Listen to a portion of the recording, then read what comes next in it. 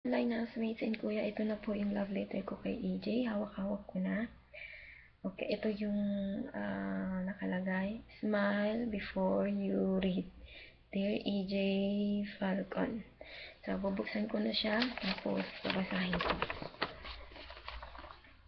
Ito na. Dear Mr. EJ Falcon. May heart pa siya.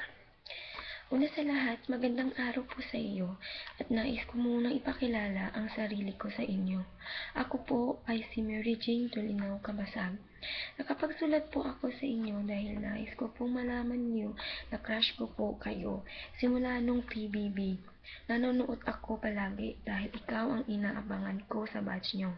Lalo ako humanga at natuwa sa mga nagawa mong task ni Kuya. Ikaw din ang dahilan kaya lumalaban ako sa mga task ni Kuya bilang online housemate niya. Kahit maraming way, okay lang. Humahanga rin ako tungkol sa tatay mo at sa mga nagdaan sa buhay mo. At sana lang ako na lang pala nakadate mo nung 9th anniversary ng Star Magic kasi hindi kita iiwan. Hehehehe.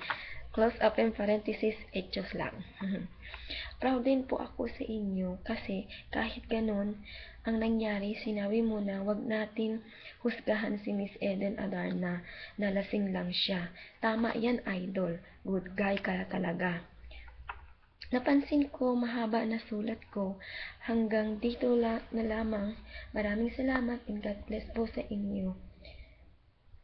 Girl has crush on you, Jane. Ayan, tapos na.